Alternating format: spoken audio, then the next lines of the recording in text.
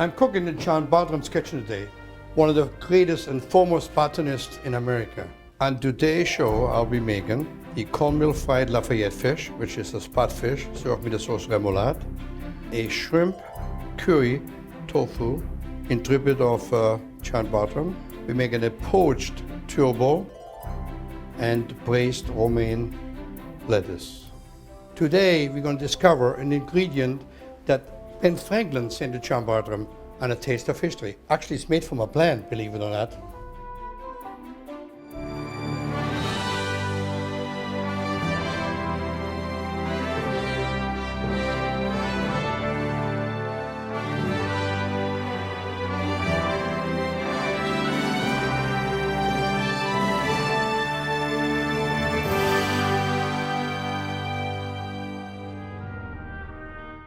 Having cooked at Monticello in Thomas Jefferson's kitchen and visited his gardens, I'm just wondering what would have happened if Thomas Jefferson would have not met John Bartram here in Philadelphia when he was vice president. So it's a very special moment for me to be here today and be able to cook in John Bartram's kitchen, knowing so much about him and what he has done for early American cuisine. Bartram was America's first botanist and one of its foremost scientists. He and Benjamin Franklin were so much of the same mind that they formed the American Philosophical Society together in 1743. John Bartram was a Quaker farmer who came here in 1728, purchased 100 acres or so. He began gathering interesting plants here, things that he called curious, which in his days meant scientific. When Philadelphia was the capital of the United States, this became an important gathering place. People would come and visit just to see the plants, and it was far enough out of the city to be a kind of day trip into the country in those days. By the 1740s, King George III of England was supporting Bartram's work as a botanist. Bartram was so successful, he was exporting Native American plants to dukes and earls in England and causing such a rage there that he transformed the very nature of English gardens. Bartram's boxes, as the plant shipments were known, were a highly anticipated export from the colonies. The modern landscape style of gardening in England really developed as a means to deal with the hundreds of new species of plants that Bartram was sending in. So Joel, obviously this is a small glimpse of what once would have been here. What we have up here are two kind of small restored gardens, what we call the common flower garden and the upper kitchen garden, but these are probably, I don't know, maybe 10% of what was once here as gardens. You know, early colonists thought tomatoes were poisonous, which is just ridiculous. All their books would tell them that they're edible. The Spanish, when they went to Mexico, found them eating tomatoes. 1801, White House, Thomas Jefferson made everybody eat tomatoes. Eat tomatoes, yes. These are soybeans. That's something that Benjamin Franklin sent to John Bartram early, maybe 1760, and probably Bartram was one of the first people to ever grow soybeans in America. And when Franklin sent them, he also sent a recipe for how to make tofu that someone had smuggled out of China, which he called a vegetable cheese. Benjamin Franklin had actually tofu on his menu. He was trying while in Paris to become a vegetarian. It only lasted 6 months. This is Franklinia. This is the plant the Bartram's named for Benjamin Franklin, and it's part of the tea family, kind of the North American version of tea. It's going to be one of my next challenges. Make a Franklin tea. How's Make that? a Franklin tea, exactly.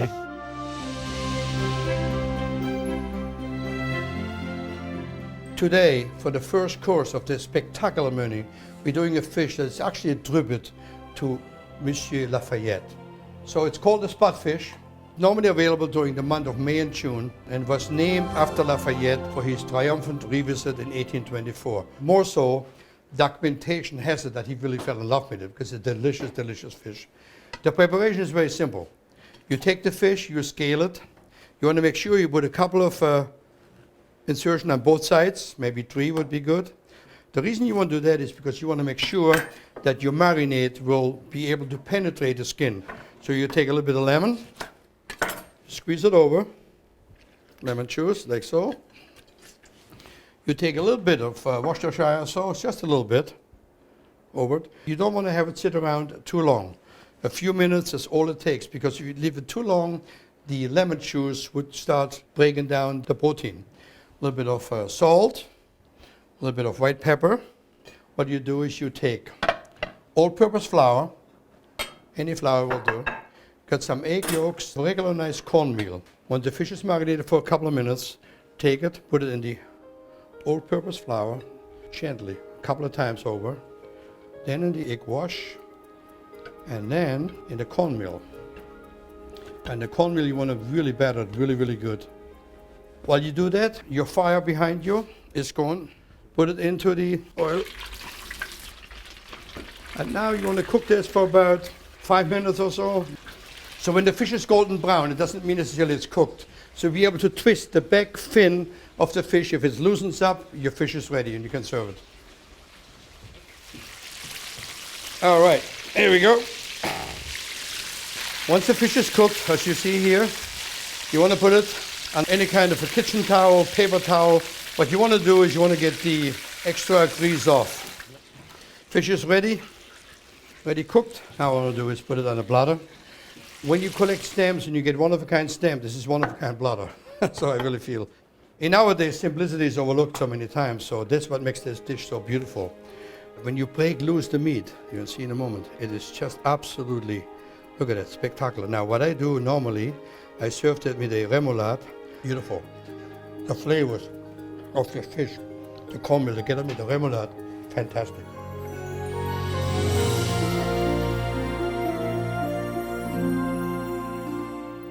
We use tofu in all kinds of recipes today.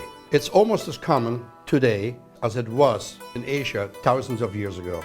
But do you realize that it was Benjamin Franklin that introduced tofu to British North America by sending seeds and the letter and the procedures how to make it to none other than John Bartram. When Benjamin Franklin was in London in 1770, well before the start of the Revolution, he was introduced to a strange new bean plant, which he called Chinese caravanses, and we now call soybeans. Franklin sent a packet of these soybeans to his friend John Bartram in Philadelphia, along with this note about a cheese made of them in China, which so excited my curiosity. These are what the tofu is made of. On the table I have soy seed dry, I have fresh ones, which by now most every Asian restaurants now serve edamame as an appetizer. You just eat them like so, they're ready to go. This is the finished product of the soy that's made into what you call it, like a cheese. And I'm using this today in one of my recipes with a curry and shrimp. Next dish might surprise you. It's quite unique and very different. It's a curried shrimp with tofu and the bok choy. If you have availability to an Asian market, take some Thai peppers. So what I'm going to do right now, put a little sesame oil into my spider. One point of advice is the longer you cook the peppers, the less heat you're going to get. When you cut them, the heat intensifies. The peppers are in there. Now I have a little bit of lemongrass, I have ginger, I have garlic, and I have onion. The next thing I'm going to do right now is put in the garlic. Here we go, garlic. And the onion I cut really coarse for that particular recipe. Ginger and lemongrass. When using lemongrass, you must be very, very careful because it's very, very strong. Too much lemongrass will maybe remind you of putting aqua velva in your food. You don't want to do that. And you want to take the slower part and the soft part, you want to mince it really good. But you don't have to use it, and quite frankly, I'm amazed the other day, in any supermarket now you get it already chopped, already in a little squeeze tube, so it's easy to use at home. But it adds a tremendous amount of flavor into your dish. We saute it all together, like you see here. We want the onion into a crisp. We don't want to cook it all the way down, just like so. The shrimp are already peeled, and you can buy any kind of shrimp for that. I like to leave the tail on it. It makes it easy to drain it. It's an easy way to do it. The shrimp will go in now. The shrimp will sear a little bit. The most important ingredient of this whole recipe is obviously the curry. Most people always are surprised when they ask me about curry. They say, curry? Huh. The 18th century had curry recipes, tons of them. Why? Curry came over with the ships from the West Indies right into the fabric of Philadelphia. So when you look at books of Hannah Glasse, which was written in 1745, you maybe have 20, 30 different curry recipes in there. So curry was a very dominant dish. When you put curry in any dish, you want to be very careful. It's like paprika. It sets to the bottom and it burns rather quickly. A little bit of salt, a bit of white pepper. Now you want to glaze with some white wine. Make sure a dry white wine would work. Don't use a Pinot Grigio or some one of those wines. Dry white wine will do it.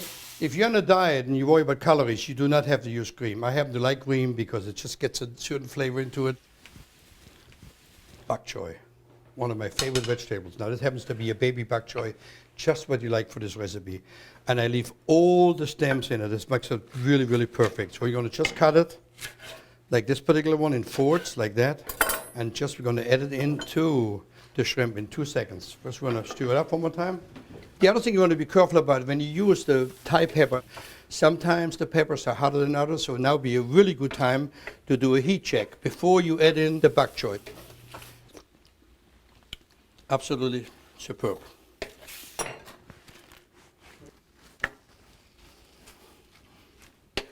Once the bok choy is wilted, which takes only a couple of minutes, the max, and then you want to cut up the tofu and add it into it. Last moment. When purchasing tofu for this recipe, try to get the firm one. They have much variety in the stores. You want firm because the tofu has a tendency to disintegrate. Then I want to cut it in a big, generous dice. Look at that, because it will fall apart quickly. Once the bok choy is kind of tender, what I mean tender, al dente tender, you add it into it. You know, in the Taste of History, I do a lot of research, and many of the recipes I recreate. This is one of those recipes that I could not believe the completion of it when I made this recipe, which was written by Hannah Glaser in her book in 1745. And it's a sauce that is given to the sea captains as a flavoring, and this sauce is designed to be lasting for 20 years, mind you. It has ale, it has anchovies, it has maize, it has pepper, it has mushrooms, and it's spectacular. So after I did it, and I completed it and I tried it, there's nothing better. Now the name ketchup doesn't mean ketchup as we know it today, it means catching up. And many times it gets used in seafood dishes with cream sauces, but in here when I tried this recipe, it's just so spectacular that once you make it at home someday, you will never be without 18th century ketchup. The sauce is very potent, has a tremendous amount of flavor, so very little will be put in there.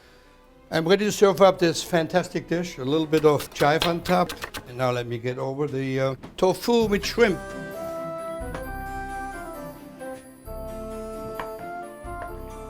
What's unique about this putting on a platter today is that platter was actually here when Bartram most likely did or did not make his first tofu dish. So don't be surprised for one moment about this dish as a tribute to John Bartram. Without him and Ben Franklin sent it to him, I don't know when we would have had tofu in this country, but I will tell you, it's a delicious dish and you ought to make it at home any day.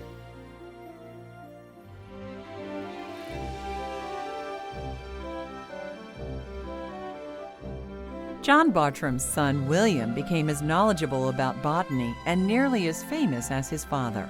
William traveled throughout the southern U.S., meeting indigenous people and learning about local plants and animals. His travels book is still considered a naturalist's classic. This is the classic southern evergreen magnolia. It's a good example of the kinds of things that Bartram brought back from the South. William continued with the family business when his father died in 1777. Okay, we're entering the parlor here, which would have been the kind of fancy room in the house, and just off of it is the study. This is where John, in his late life, and then William Bartram worked. I understand that the Madisons were frequent visitors here. Yeah, we think so. I know James Madison came with a group with the Constitutional Convention, and Dolly Madison seems to have visited several times, maybe even before she married James Madison. Here we have a reproduction of a drawing by William Bartram from 1758. It shows the upper gardens, the common flower garden, which we saw outside, the upper kitchen garden, and a very large lower kitchen garden going all the way down to the river, maybe as much as 4 acres of garden. This is really the biggest part of the garden. We've only restored small pieces of it because it's such a large area, but this is where the big collection of plants would be, and also that early big kitchen garden was down here as well. We know in 1793 that Jefferson probably lived across the river for the summer. Jefferson sort of counted on William Bartram as one of the experts on American plants. Maybe this was his garden away from home. When he's in Philadelphia, he could come experience a garden without the actual work. The next recipe is a Porch Turbo. This fish happens to come from the English Channel. It's a very unique fish that is not really pretty, but very tasty. So it's a fish that is really searched out by connoisseurs. What's unique about it is the fish over the years evolved itself to have the bottom white like the top of the ocean, the top down looking like the bottom of the ocean, and the eyes eventually come to the front to get an over evolution. To fillet the fish is real simple. Now, obviously, having said that, you can go to your fishmonger and ask for turbo fillet. It's a very shallow fillet, you see right here. And you're going to go this way and cut it loose. So you have one fillet, two fillet, and the back side has other fillets. So you go the same way here, and same way here. And you go do the same thing over here, one more time. All right, the turbo is filleted. Now I'm going to make a quick onion piqué, which is basically an onion. You want to make a cut into it, either way you want to do it, like so. Put in the bay leaf, and then you're going to take the clove and stick it right in there to hold it down, which, by the way, clove in French means nail. So you're kind of nailing that bay leaf into the onion. I already made a little murbre. Now when you do that, you want to keep what we call a white murbre, which means no carrots, no tomatoes, because you don't want the stock to be not discolored. What I'm going to do is put the carcass of the fish in there, and my white murbre. You want to cook that and then reduce it at least by half, if not 2/3. Now you can do this a couple different ways. You can use the dachi or any saute pan for that matter. All I want to put in here is a little butter, a little bit of butter. I have some shallots already chopped. Then I have some cremini mushrooms that is perfect for this dish. And I want to chop them real coarse, like so, really coarse, just like that. Put them in the bottom of the pan. That I'm putting in the turbo fillets that I filleted before you saw me do it, right on top. I put some nutmeg on top, which is interesting that so many recipes would find a strong spice like nutmeg on a delicate fish. But when I tried the recipe, believe it or not, it turned out fantastic. I have a little bit of salt over it, a little bit of white pepper. And now comes the court bouillon, which is really the fish stock. And then I'm going to top a little white wine. And it goes under fire, and quite frankly, the poaching time of that is relatively quickly because it's a really firm fish. It cooks up really quick. How do you know when it's cooked? When the little egg whites come on top, which means the protein raises up. So I put it on the fire. This is a Yukon Gold potato. Now, in the 18th century, many times they used Irish whites, but also Yukon Golds. Now, one of the challenges I always have on A Taste of History is that in the 18th century, when you served the meal, it was always 18, 20 dishes, and the starch would have been repetitious many times. So, and today's show, I'm showing you a really classic potato that would have been used many times. What makes it really unique, it was cooked in saffron. And saffron was expensive then as it is today. But it makes a nice flavor and a nice color to this dish. So when you do a saffron potato like I'm doing, it's basically what we call your turnip potato. You trim it down, and you take any kind of small paring knife. It's still done today in Europe, everywhere you go. It's called a pomme tournée or pomme nature. And basically what it does is you just turn it to make it look pretty. There's really no other rhyme or reason to it, with the exception of cooking it in Spanish saffron. The turbo is cooked. It takes no time, as I mentioned earlier. It's a really firm fish. I'm just going to lay out the fillets on top of this beautiful platter I have here. I have the reduction of the stock right here. All I'm going to do right now is I'm going to take beurre manier. As you well know, it's butter and flour mixed together, equal parts. Take a whisk and just kind of beat it up a little bit. Put a little heavy cream in there. White wine is already in it. And now I'm going to take a little taste to make sure that the flavor is correct by the time I put it on the fire. It's unbelievable because the flavor of the mushrooms, the shallots, the white wine, and the turbo, just spectacular. And again, the court bouillon or the stock is very important at it. Put it back on the fire. As a child, I had to pick sorrel all the time because my grandfather was absolutely addicted to it. And if you ever taste it, you know why. It's beautiful in salads, it's beautiful in many dishes. It's a spectacular herb. Now, if you cannot find sorrel for any reason, or you live in an area that don't have it available, you can use spinach as a replacement, but it's never the same. All you want to do, you want to cut it, julienne, and then when the sauce is ready, last moment you're going to fold it under the sauce before you put it on top of the fish. But literally last moment. Oh.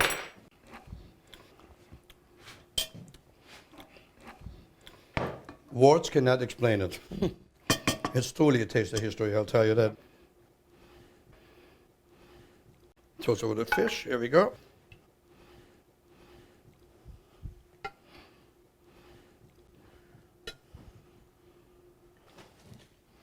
A little bit of sorrel on top. Chive. Recognize that? Most of you had Caesar salad, but what you don't realize is that particular romaine lettuce, as we call it today, was really used as a vegetable in Europe. Let me show you how it's done. When you do this recipe, we call it braised, but you can really shortcut it as well if you like to. So I put a little butter in my pan, some onions. Nice hot pan, there's nothing like a duchy for that. Oh yeah, beautiful. Now I take the romaine and just put it right in the pan. I have some stock on the fire, any kind of stock. If you've been a vegetarian, a vegetable stock or beef stock or chicken stock, any kind of stock you want to use. Quite frankly, the stock is only what flavor you want to infuse into your romaine lettuce. So all you're going to do, you put some stock over the romaine, and you don't need a lot of stock because the vegetable, as you well know, is full of water or liquid, so it comes out quickly. That's about good. So all I want to do, use a little salt, pepper. For this one, I use nice squashed black pepper. Then I'm going to have some fat that I want to put on top of it. Beef fat, kidney fat, this happens to be veal. It just gives an intensity of the flavor. Put the lid on it, you put it back on the fire, and literally maybe 5 to 10 minutes until it's wilted down. 18th century fire control. The romaine should be braised by now, so let's go check it. We bring it up to the table.